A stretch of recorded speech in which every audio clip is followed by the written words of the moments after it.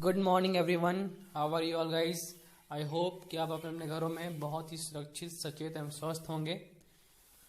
This is our fifth video regarding online classes for class 5 as well. So और मैंने अपने पहले की वीडियो में ही बता दिया है कि आगे की हमारी जो ऑनलाइन स्टडी है वो कैसे कंटिन्यू करेगी। आप लोगों को रूटीन भी दे दिया है, तो अकॉर्डिंग हम लोग जो हैं वो रूटीन के अकॉर्डिंग ही चलेंगे, ठीक है ना। और चलो अब हम लोग स्टार्ट करते हैं टॉपिक। सो हाँ, वन मोर थिंग कि class 5 this is the cover photo of your social science book, right. और एज आई नो कि आप में से किसी के पास अभी बुक अवेलेबल नहीं है, तो मैंने सोचा कि पहले आप लोगों को स्कूल मतलब आपकी जो बुक है उसका कवर फोटो आपके साथ शेयर करूं, ताकि आप लोगों को एटलीस्ट ये पता चले कि आप लोगों का बुक कैसा होने वाला है, राइट। तो this is the cover photo, आप लोग देख लो। अब हम लोग डायरेक्टली जंप करते हैं कंटेंट्स ऑफ द बुक कि हम लोगों को बेसिकली इस बार क्या क्या पढ़ना है ना। तो कंटेंट ऑफ द बुक है ना, ये कंटेंट है हमारे बुक में। और इसमें आप देख रहे हो तो यूनिट 1 में हम लोग को क्या पढ़ना है, आवर अर्थ, मतलब हम लोग को अपने अर्थ के बारे में इसमें बेसिकली जानना है, जिसमें बेसिकली कौन कौन से चैप्टर पढ़ने हैं हम लोगों को। सबसे पहले पढ़ना है ग्लोब्स एंड मैप्स, उसके बाद द अर्थ सरफेस, फिर थर्ड है movement of the earth, and fourth है लैटिट्यूड्स एंड लॉन्गिट्यूड्स। तो basically we will see all chapters one by one, but हम लोग फर्स्ट सबसे पहले स्टार्ट करेंगे ग्लोब्स एंड मैप्स, ठीक है ना, चैप्टर 1, ठीक है। तो अब हम लोग सीधा चैप्टर की ओर चलते हैं। So is the chapter globes and maps. तो हम लोग वन बाय वन सारे चीज़ों को देखेंगे, सारी चीज़ों को।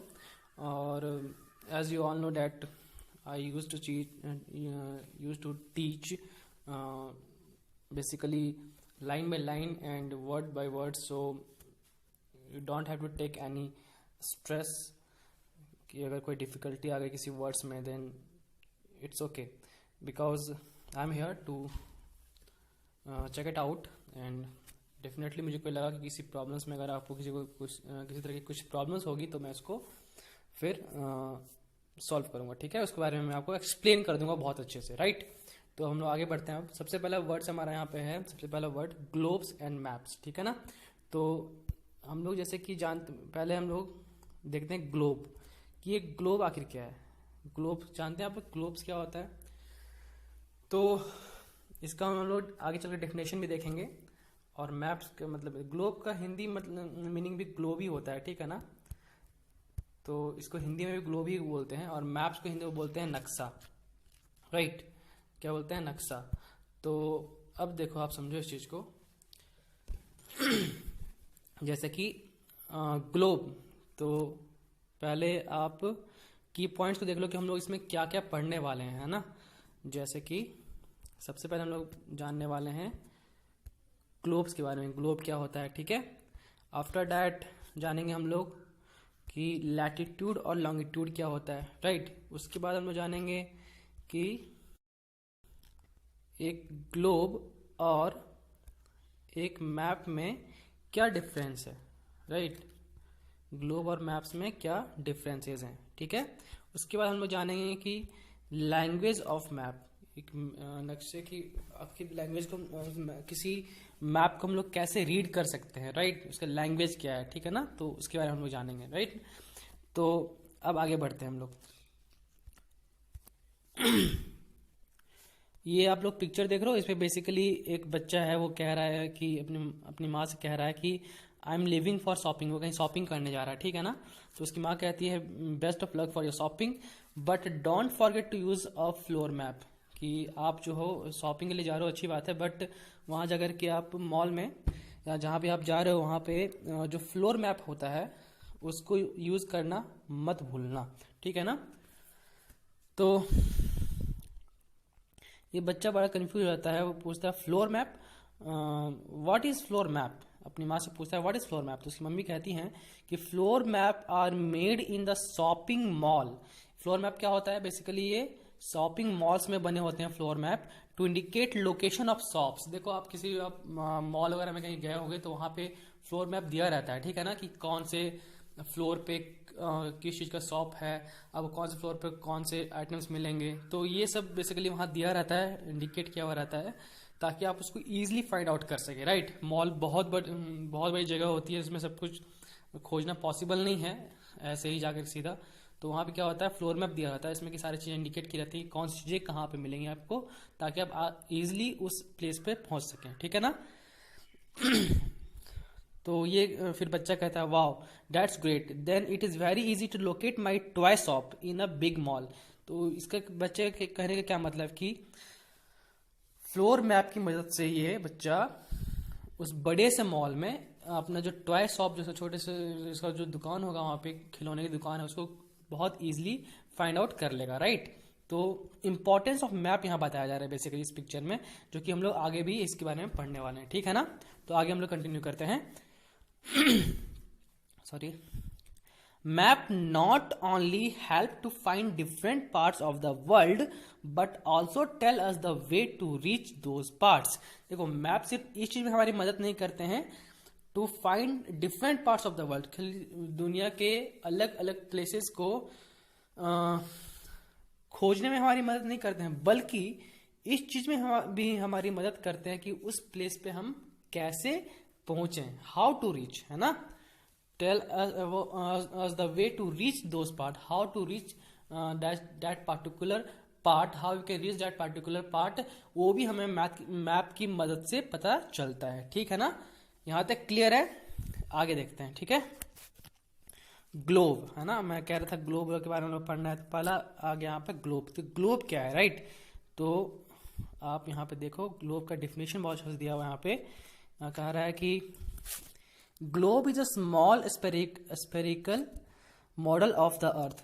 ग्लोब क्या है, बेसिकली एक स्पेरिकल मॉडल है, स्पेरिकल मीन्स गोल, है ना, बिल्कुल गोलाकार एक मॉडल है किसका, अर्थ का। और जैसे कि हमारी धरती कैसी है, बिल्कुल गोल है, हमारा अर्थ बिल्कुल गोल है, तो उसी के शेप में ये बिल्कुल एक स्पेरिकल शेप में ही एक मॉडल बनाया गया, जिसको हम लोग क्या बोलते हैं, ग्लोब बोलते हैं। क्लियर है ना। रुको मैं इसका आपको एक पिक्चर दिखा देता हूं, ठीक है। सॉरी, इसका यहाँ पे एक पिक दिया हुआ है, आप देख सकते हो। So this is the globe, है ना, राइट। ये क्या है, एक ग्लोब है। अब समझ में आई बात आप लोग को अच्छे से। तो एक स्फेरिकल जो है वो मॉडल है किसका, अर्थ का, उसको हम लोग क्या बोलते हैं, globe. Please note it down. और जो आपको जो भी मैं चीजें अंडरलाइन कर देता हूँ और इसको लिखने बोलता हूँ, प्लीज आप लोग कॉपी में इसको नोट डाउन कर लेना। जब भी स्कूल खुलेगा आपका, तो आप जब भी यहाँ पर आओगे तो मैं इसको चेकआउट करूंगा। So please be serious, stay focus on your study. अच्छी बात है कि छुट्टी है, बट छुट्टी में भी सिर्फ मौज मस्ती नहीं, कोई हमें पढ़ाई भी करनी जरूरी है, ठीक है ना। चलो अब आगे बढ़ते हैं। It shows us the true shape of the land, seas and ocean on the earth. अब समझो, ग्लोब है ना, वो हमें it shows us the true shape of the land, जो किसी भी भूमि है, कोई भी जो जमीन है, लैंड है, उसके क्या है, उसका ट्रू शेप मीन्स बिल्कुल सही आकार उसका है, उसके बारे में बताता है, ठीक है ना। तो plus seas and ocean on the earth, तो जो भी लैंड या फिर सीज या ओशन जो भी हैं अर्थ पर, उसका जो ट्रू शेप है उसके बारे में हम लोग को ग्लोब की मदद से पता चलता है, ठीक है। फॉर एग्जाम्पल आप कुछ समझो, जैसे मान लो ये आप देख रहे हो आपको यहाँ पे अफ्रीका का मैप बना हुआ है, ठीक है ना, ये ठीक है। तो अफ्रीका का मैप, तो आप ये कैसे जान रहे हो कि अफ्रीका का जो शेप है वो बिल्कुल कुछ इस तरीके से ही है, जहाँ पे जो शेप इसमें दिखाया गया है। इसका शेप ऐसे भी हो सकता था गोल, इसका शेप हम लोग कुछ ऐसे भी दे सकते थे, मतलब जो मर्जी में ऐसे पैसे भी दे सकते थे। तो ऐसा शेप हम लोग क्यों नहीं दे रहे, यही शेप सही क्यों है, क्योंकि सैटेलाइट के थ्रू हम लोगों को इसका एक सैटेलाइट व्यू मिलता है ना, इमेज मिलता है, जिसमें ये बताया जाता, इसमें ये साफ दिखता है कि कौन सा लैंड का जो है या सी या ओशियंस का उसका शेप क्या है, राइट। तो ग्लोब में भी हम लोग क्या करते हैं, ग्लोब के थ्रू भी हम लोग को किसी भी लैंड का या सीज का या फिर ओशियंस का क्या है, बिल्कुल करेक्ट शेप जानने को, ट्रू शेप है वो जानने को मिलता है, बिल्कुल सही ट्रू शेप जो होता है उसको दर्शाता है। क्लियर है यहाँ तक। अब आगे बढ़ते हैं। कि an important difference part on a globe is the axis of the globe means आप समझ सकते हो कि जो कह रहा है कि ग्लोब इस मायने में सबसे इंपॉर्टेंट हो जाता है, इस रेफरेंस में सबसे इंपॉर्टेंट हो जाता है कि ग्लोब में हम लोग क्या देखने को मिलता है, एक एक्सिस। एक्सिस में समझते हो देखो आप ऐसे समझो, धुरी जिसको बोलते हैं, ठीक है ना। जैसे कि ये ग्लोब है और इसका ये देख रहे हो आप, ये यहाँ पे भी और यहाँ पर भी इसके बीच में से एक रॉड गया हुआ है और इसके कारण जिस पे ये घूम रही, जो अर्थ है हमारा जो घूमता है अपने एक्सिस पे, इसको बोलते हैं जिस पे ये अर्थ बेसिकली घूमता है उसको क्या बोलते हैं, एक्सिस। तो इस मायने में ग्लोब इंपॉर्टेंट हो जाता है कि इसमें क्या शो होता है, एक एक्सिस शो होता है, ठीक है ना। अब समझो, ये सेकंड पेज आ गया आपका। अब है it is a metallic rod that passes through the globe which is on imaginary line passing through the earth centre. अब ये जो बेसिकली आप कह सकते हो कि ये एक्सिस वाला जो है, ठीक है ना, ये क्या है ना, एक्सिस। तो क्या है, it is a metallic rod है, एक मेटालिक रॉड है जो कि ग्लोब के बीच से पास हुआ रहता है, बिल्कुल ठीक है ना। Passes through the globe which is an imaginary line, ये एक इमेजिनरी लाइन है। इमेजिनरी मीन्स जो काल्पनिक है, जो वास्तविक रूप में नहीं है। वास्तविक रूप में धरती के बीच से कोई भी रॉड वगैरह पास नहीं हुआ है, ठीक है ना।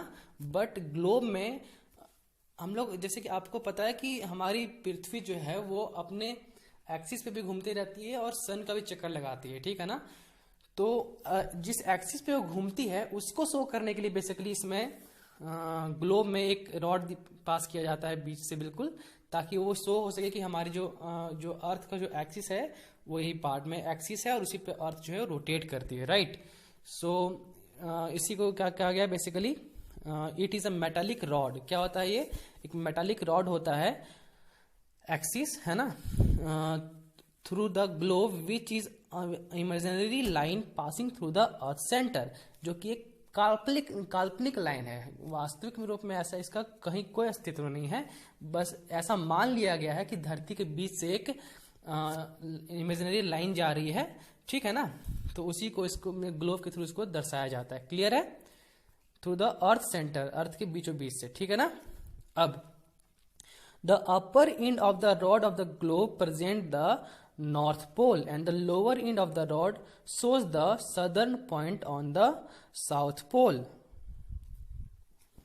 यहां देखने को मिलता है कि जो रॉड है जो ग्लोब के बीच को जो बीच से पास हुआ है, ठीक है ना, उस रॉड का जो अपर एंड है, ठीक है ना, the upper end of the rod of the globe represent the north pole. आप खुद समझो, आपको मैं कैसे एक पिक्चर के थ्रू दिखाता हूं, या फिर यहाँ पे समझो, आप यहाँ पे समझ सकते हो कि जो अपर, जैसे एक रॉड यहां से पास हुआ, ठीक है ना, एक्सिस से, राइट।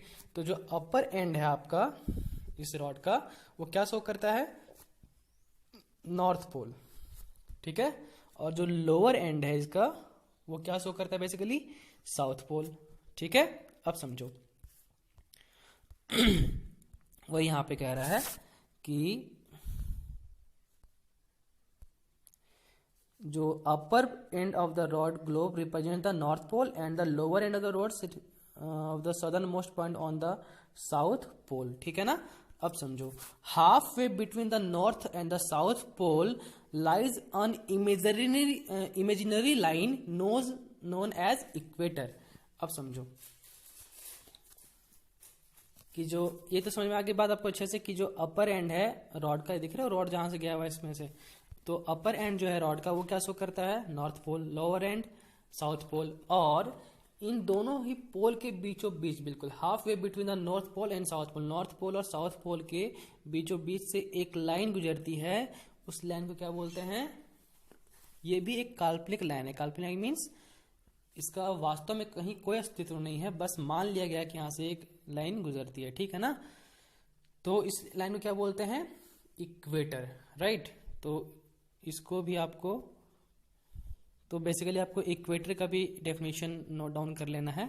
क्या है इसका, half way between the north pole and the south pole lies on imaginary line known as equator, ठीक है ना। अब आगे बढ़ते हैं। देखो, this imaginary line divides the earth into 2 equal halves. ये जो इक्वेटर है वो बेसिकली क्या करता है, अर्थ को 2 इक्वल हाफ में डिवाइड कर देता है ना। अब देख रहे हो ना इसमें, ये देखो, ये जो इक्वेटर का लाइन गया हुआ है ना बीचों बीच से, ये इसको अर्थ को 2 इक्वल पार्ट्स में डिवाइड कर देता है, नॉर्थ और साउथ में। इक्वेटर से ऊपर वाले पार्ट को बोलते हैं नॉर्दर्न हेमिस्फीयर, और इक्वेटर से नीचे वाले पार्ट्स को बोलते हैं southern hemisphere. Towards north northern hemisphere, towards south southern hemisphere, right. उसके बाद each of this half is called hemisphere. जो ये जो जब इक्वेटर 2 पार्ट्स में डिवाइड कर देता है अर्थ को, तो दोनों पार्ट्स को क्या बोलते हैं, हेमिस्फीयर, ठीक है ना। इसको क्या बोलते हैं, हेमिस्फीयर, ठीक है। अब समझो, यहां तो हो गया। To the north of the equator, equator के जो, मैंने आपको पहले ही बता चुका हूं, मैंने तुम्हें पहले बता दिया जस्ट, कि इक्वेटर के जो नॉर्थ में है, इक्वेटर के नॉर्थ में उसको क्या बोलेंगे, नॉर्दर्न हेमिस्फीयर, और इक्वेटर के साउथ में उसको सदर्न हेमिस्फीयर। क्लियर है, यहां तक आपका बहुत अच्छे से क्लियर हो जाना चाहिए, ठीक है। अब हाँ, पाउच टू डू, ये जो है आपका ये होमोग्राफ आप इसको कर लेना, ठीक है ना। ये आपका SW रहा, या फिर इस तीनों का आंसर मुझे कमेंट बॉक्स में आप लोग इसका आंसर कर देना, ठीक है ना। आप कमेंट कर देना कमेंट बॉक्स में। नेक्स्ट आगे बढ़ते हैं। अब है लैटिट्यूड्स एंड लॉन्गिट्यूड्स। तो अब बेसिकली हम लोग इसके बारे में पढ़ेंगे, लैटिट्यूड्स क्या होता है, लॉन्गिट्यूड्स क्या होते हैं, ठीक है ना। तो देखो क्या है इसमें, पहला है latitudes. Latitudes also known as parallels are line running parallel to the earth's equator, right. तो इसको समझो आप लोग, सॉरी। हाँ, तो लैटिट्यूड्स क्या है कि ये पैरेलल लाइंस हैं। किसके पैरेलल्स होते हैं ये, lines running parallel to the equator, है ना, अर्थ इक्वेटर। मैंने भी आपको इक्वेटर के बारे में बताया था ऊपर। तो ये लॉन्गिट्यूड्स क्या होते हैं, बेसिकली आप इस पिक्चर में देख सकते हो। तो इसमें आपके लिए और क्लियर व्यू में इसको ला देता हूँ पिक्चर को। पहले आप ये समझो कि लैटिट्यूड्स क्या होते हैं, बेसिकली वो ऐसे लाइंस होते हैं जो इक्वेटर के बिल्कुल पैरेलल्स होते हैं, ठीक है ना। इसलिए इनको क्या बोला जाता है, इनको पैरेलल भी बोला जाता है। क्या बोला जाता है, पैरेलल्स कहा जाता है इनको, ठीक है ना।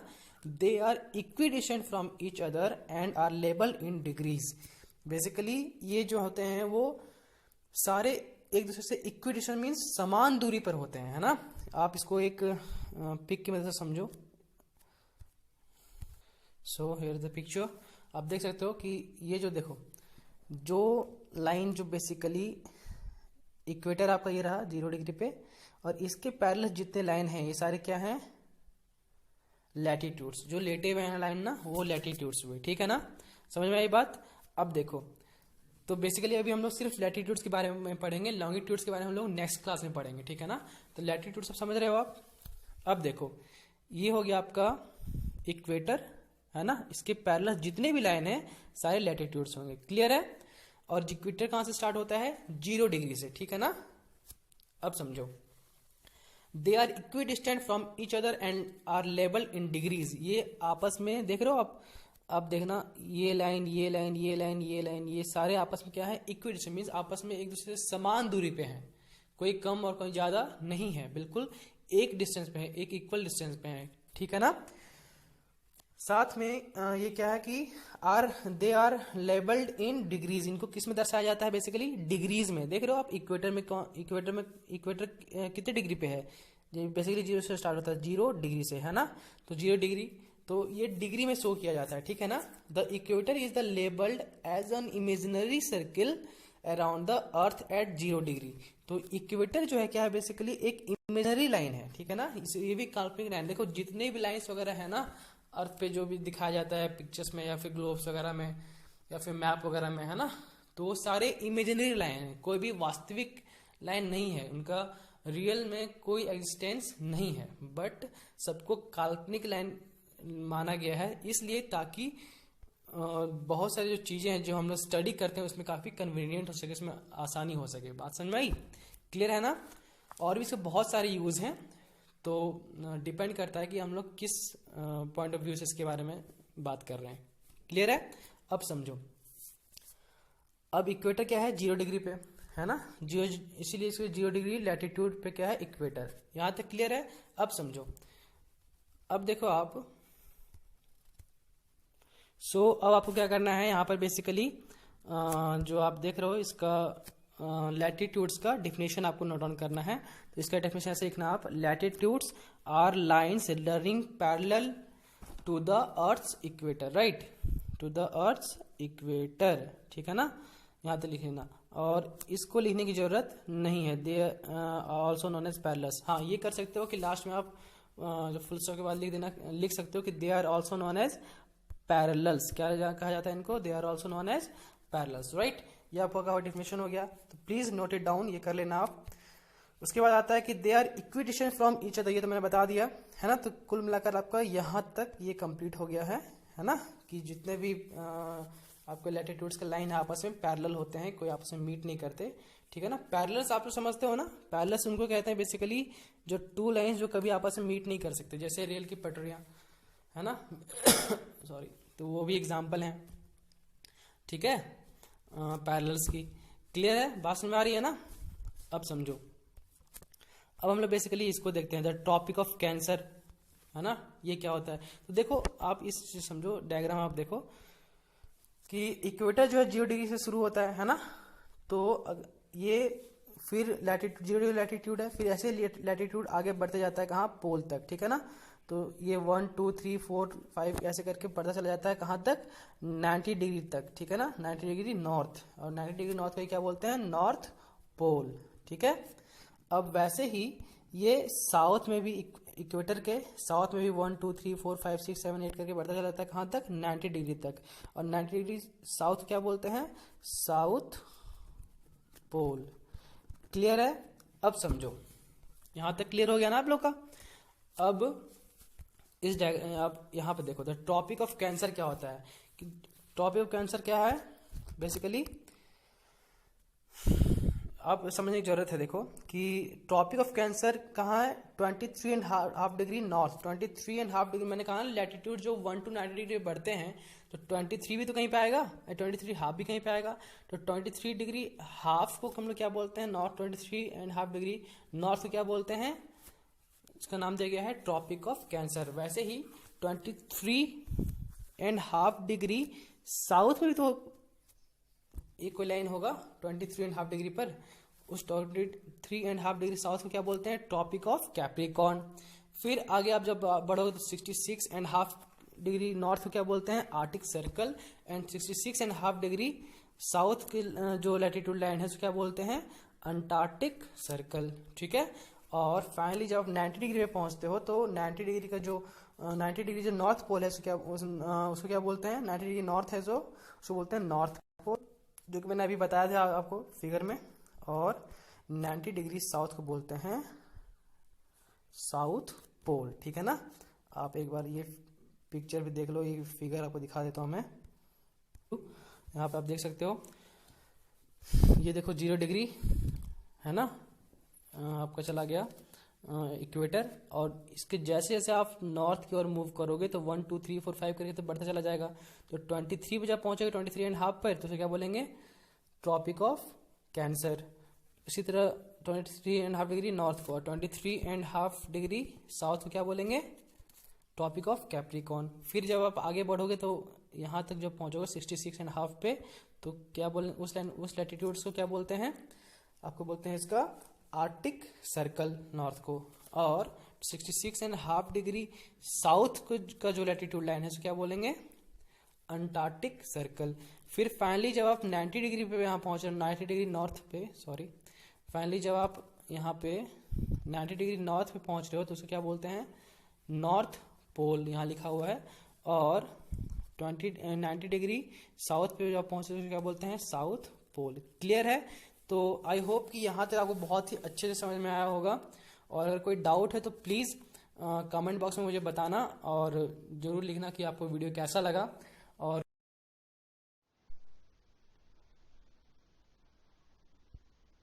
कि मैं जान सकूं कि क्या दिक्कत है और उसको मैं अगली बार से ठीक करने की कोशिश करूंगा, ठीक है ना। तब तक के लिए आप लोग अच्छे से रहना, ठीक है, और घर पे रहना, please stay at home and stay safe, ठीक है। और जय हिंद, जय भारत, थैंक यू।